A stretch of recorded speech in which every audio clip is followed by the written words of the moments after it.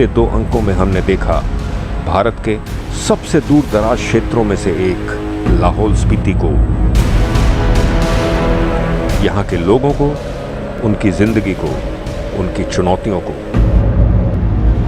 उन इलाकों को जो साल के 5 महीने पूरी तरह देश से कट जाते हैं, ढक जाते हैं 20-20 फीट ऊंची बर्फ की चादर से, पर बावजूद इसके वो हंसकर जिंदगी जी रहे हैं, उन कठिनाइयों से लड़ रहे हैं जिन्हें शहरों में रहने वाले लोग शायद कभी न समझ पाएं।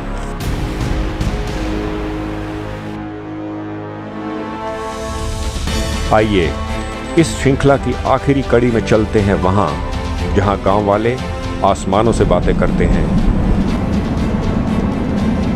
परी लोक जैसी है ये जगहें, बस यहां परियां ही नहीं हैं। और साथ ही मिलेंगे 5 महीने की बच्ची सोनम से। जल्दी ही इसके गांव में तापमान 0 से -40 डिग्री सेल्सियस हो जाएगा। ये इसकी जिंदगी की पहली सर्दी होगी।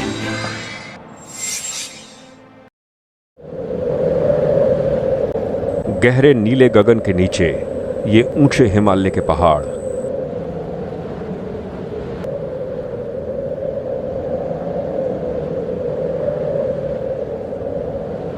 जहां पेड़ तो दूर घास भी नहीं उगती।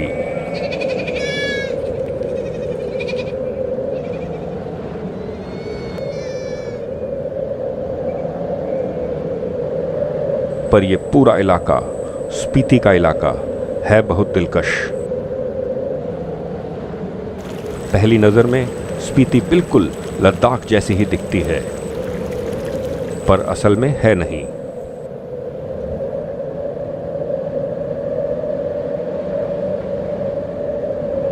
कई खूबियों को समेटे बैठी है ये अपने बीच। स्पीति के हर कोने में साए साए करती हवा,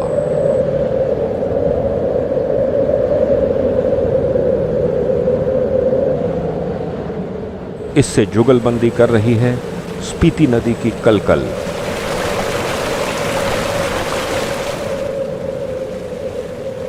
या कहीं दूर किनारों से टकराती चंद्रताल की लहरें।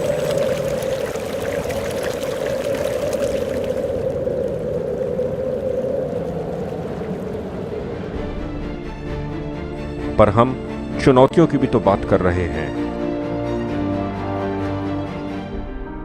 इनसे रूबरू होने के लिए निकलना पड़ेगा स्पीति के सबसे बड़े कस्बे काजा से बाहर।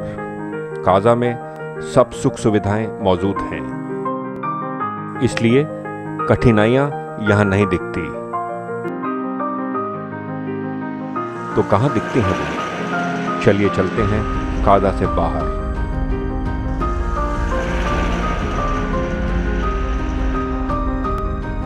इन पहाड़ों के भी पार करीब 1 घंटे का पहाड़ी सफर। इसे तय करने के बाद हम पहुंचे हैं इस कॉमिक गांव में।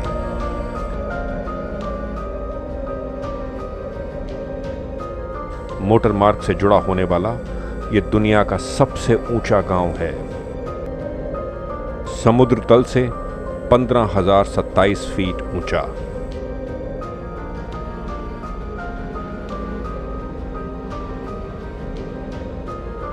असली ऊंचाइयों का एहसास यहां कॉमिक आकर होता है।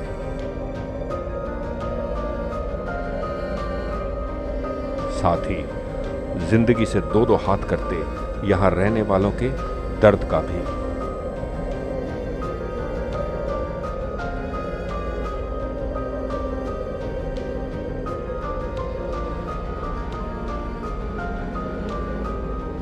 बर्फ कुछ ही हफ्तों में पड़ जाएगी, इसलिए जरूरी है इस जौ को ठिकाने लगाना।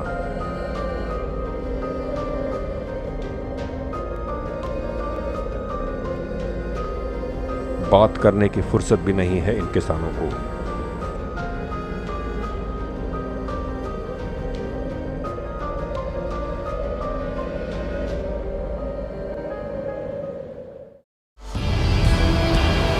सिर्फ 13 घर हैं कॉमिक गांव में।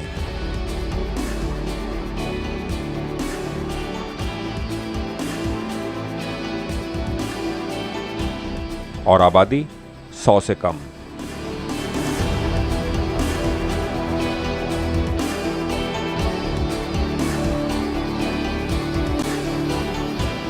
ये हैं 32 साल के सेरिंग अंगड़ुई और इनकी पत्नी सेरिंग पॉल्डन।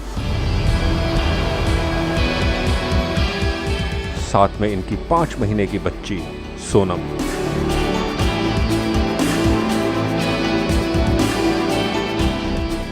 सर्दी और बर्फ पड़ने के बाद ये सारे काम एकदम रुक जाएंगे।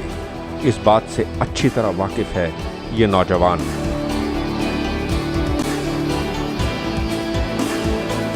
प्यार है सेरिंग को अपने इस गांव से। हालांकि यहां जीना कितना मुश्किल और जोखिम भरा है, इसकी भी एक लंबी लिस्ट है इनके पास। कठिनाई तो बहुत सारी है। जैसे बिजली का हो गया सर्दियों में, पानी का हो गया, रोड का हो गया। अच्छा, बिजली नहीं आती? बिजली विंटर टाइम में नहीं जी, बिल्कुल भी नहीं। बिल्कुल भी नहीं। कई बार तो कुछ 2-3 महीने तो टोटली नहीं। 2-3 महीने? 2-3 महीने, क्योंकि स्नोफॉल की वजह से ये सारे तारे टूट जाते हैं, फिर उसे जोड़ नहीं पाता बर्फ़ की वजह से, फिर सारे रोड से कट जाते हैं। फिर यहाँ से काज़ा तक हम याक में ले जाते हैं, याक में बिठा के सारे गाँव वाले मिल के ये काज़ा तक छोड़ देते हैं, फिर काज़ा से आगे रेफ़र कर देते हैं। क्योंकि बाई रोड के साइड जाते हैं, क्योंकि ऊपर तो सारे बर्फ़ इकट्ठे हुए होते हैं। फिर शुरू में एक दिन तो उस बर्फ़ को आदमी पैदल जाके फाड़ते हैं, फिर दूसरे दिन याक ले जाते हैं बिठा के। हाँ जी, अगर कम बर्फ़ पड़ा कुछ आधा 1 फुट का तो पीडब्ल्यूडी वाले डिपार्टमेंट खोल देते हैं।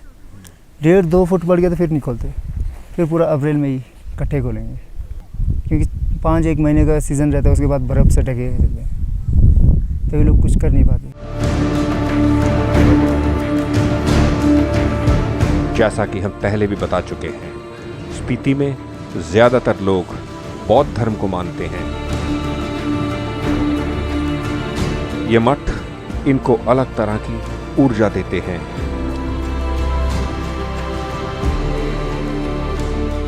यहां कॉमिक गांव में भी यही मठ शायद इनके जुझारूपन को जिंदा रखता है। नहीं तो कोई ज्यादा मतलब नहीं इस वीराने में जिंदगी बिताने का। इतनी ऊंचाई पर जिंदगी की बुनियादी सुख सुविधाओं से दूर 5 महीने जब कॉमिक का तापमान 0 से 40 डिग्री नीचे चला जाए और इस दौरान किसी घर में बिजली ना हो, यह है स्थिति कॉमिक गांव की। लाहौल स्पीति के डिप्टी कमिश्नर देवा सिंह नेगी मानते हैं कि इस पूरे इलाके में जिंदगी जीना आसान नहीं है, पर वो कुछ ऐसे पहलुओं को भी छूते हैं जिनसे हम अनजान हैं। यहाँ के लोग एक मेहनती बहुत हैं और एडवेंचरस हैं और एंटरप्रेन्योरशिप है। और यहाँ के लोग सर्विसेज में सर्दियों में -20-30 ज़रूर चला जाएगा, बट ठंड से कोई नहीं मरेगा। प्लेन्स में ज़्यादा मरेंगे। हाँ, दिल्ली हाँ, वहाँ ठंड से लोग ज़्यादा मरते, बट यहाँ नहीं मरते। बट वो रेजिस्टेंस लेवल है, इनबिल्ट रेजिस्टेंस है। फिर इंतज़ाम है, बिना छत का कोई घर नहीं होगा, क्योंकि जो प्लेन्स में भी जो मरते हैं बेचारे, कोई सड़क पर रह रहे हैं, फुटपाथ पर रह रहे हैं, रात हाँ वीक है, तो रात को चादर ला के सो गए और रात को कोहरा पड़ गया और ठंडा हो गया। तो वो सब चीज़ें हमारे यहाँ नहीं मिलेंगे आपको।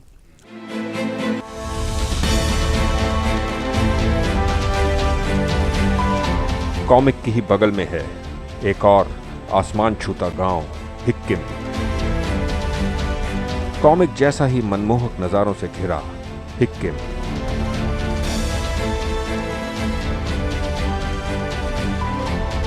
लेकिन यह गांव पर्यटकों में बहुत लोकप्रिय है। इसकी वजह है ये दुनिया की सबसे ऊंचाई पर मौजूद डाकघर। शहरों में डाकघर चाहे अपनी चमक खोते जा रहे हों, पर यहां इतनी ऊंचाई पर ये कौतूहल पैदा करता है।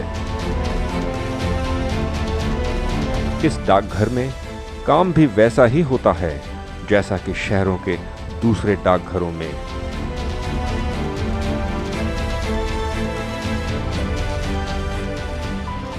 हिक्किम में और कोई आए न आए, बाइकर्स जरूर आते हैं। आखिरकार इतनी ऊंचाई पर बसे गांव में पहुंचना भी तो किसी उपलब्धि से कम नहीं है।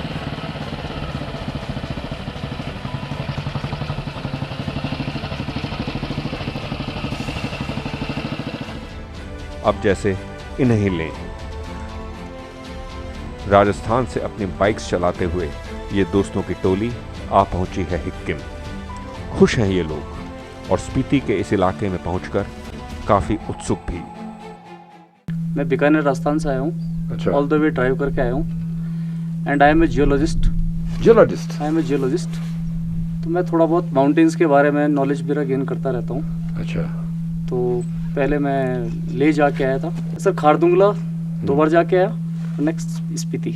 जो नेचर है वो वर्जिन है बेसिकली अभी, और जो स्काई का कलर हमें दिखाई देता है ऐसा शायद किसी सिटी पे दिखाई नहीं देता है। अच्छा। जो स्काई का ब्लूइश कलर है ऐसे लगता है जैसे फिल्मों में देखा है ब्लूइश, ऐसा और कहीं दिखाई नहीं देता है। अगर आप दिल्ली में देखें तो वो ग्रेइश कलर दिखाई देगा। बिल्कुल। तो वो ये इसकी ब्यूटी है बेसिकली। और जियोलॉजी के पॉइंट ऑफ व्यू से आपको ये पहाड़ कैसे लगे? सर जियोलॉजी के पॉइंट ऑफ व्यू से वैसे तो हिमालय जो है that is the youngest mountain and it has got a varied geology. Tertiary period का बना हुआ है ये, यंगेस्ट माउंटेन है। इसके अंदर डिपॉजिट्स जो है वो सेडिमेंट्री डिपॉजिट्स हैं मोस्टली। ये हम लोग का एक फैमिली ग्रुप है और हम लोग हर साल कुछ ना कुछ जगहों पे स्पॉट्स पे जाते रहते हैं जो कि हम लोग के लिए थोड़े टफ होते हैं, आम आदमी के लिए टफ है। उसमें से एक ये भी था। हम लोग अभी तक 2 बार खारदुंगला तक जाके आए हैं। काफ़ी ब्यूटीफुल है ये और लोग काफ़ी शांत है यहाँ पे, बहुत मिलने लायक है, लोग फ्रेंडली है काफ़ी।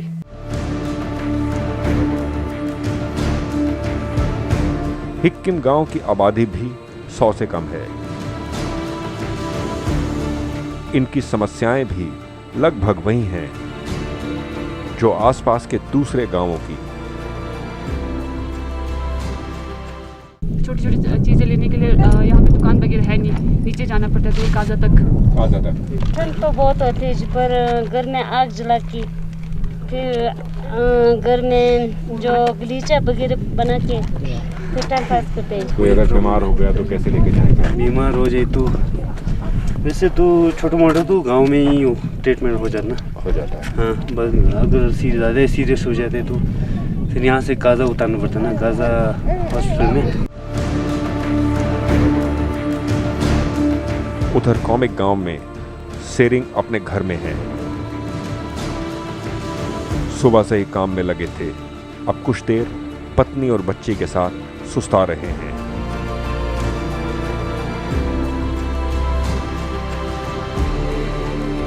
कोने में रखा गैस का सिलेंडर और कुछ एक बर्तन, यही जमा पूंजी है इस दंपत्ति की।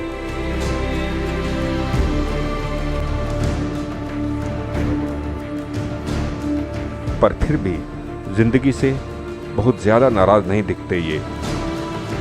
ऊंचाइयों में बसे इन गांवों में बड़ी दिक्कत है सिंचाई के पानी की।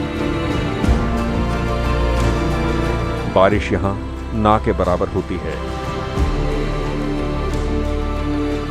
ऐसे में सिंचाई के पानी का अभाव हर किसान को खलता है।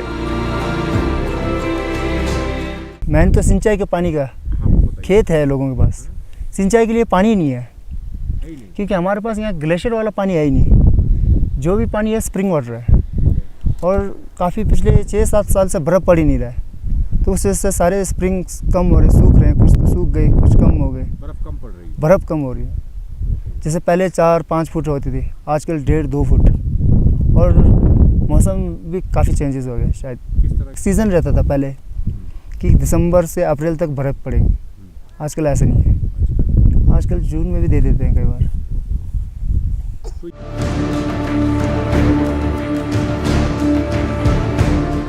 कॉमिक और हिक्किम के पास ही एक और दिलकश गांव है, लांगजा।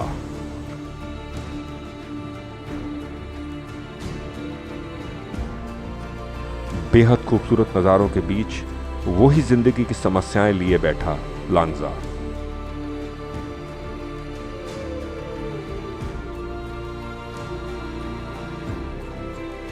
कुछ ज्यादा कर भी नहीं सकते यहां रहने वाले। इन वीरान सन्नाटों में लिप्त घाटियों में इनकी आवाज दूर तक जा भी तो नहीं पाती।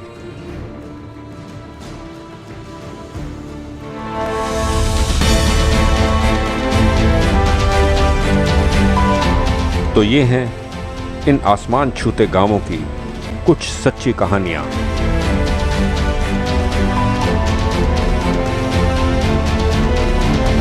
दर्द और सुकून का अनोखा मिश्रण देखने को मिलता है यहां।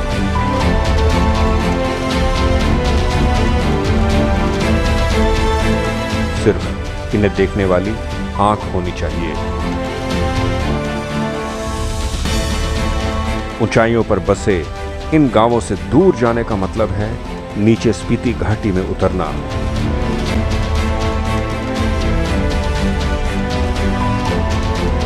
एक बार फिर काजा से बाहर निकलते हैं और चलते हैं इस नीले पानी की अटखेलियां करती स्पीति नदी के साथ साथ।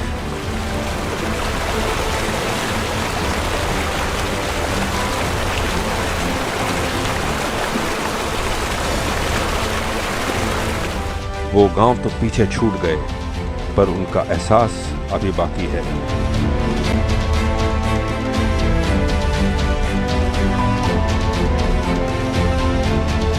स्पीति के एक कोने में है टाबो। इस पूरे इलाके का सबसे हरा भरा क्षेत्र। और टाबो के ये सेब के बगीचे, यहां ये ऐसे दिखते हैं मानो रेगिस्तान में गुलाब का फूल।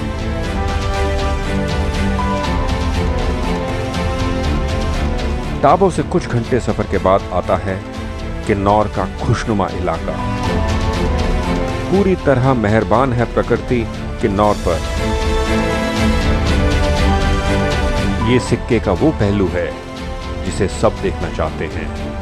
पर्यटकों की पसंदीदा जगह है किन्नौर।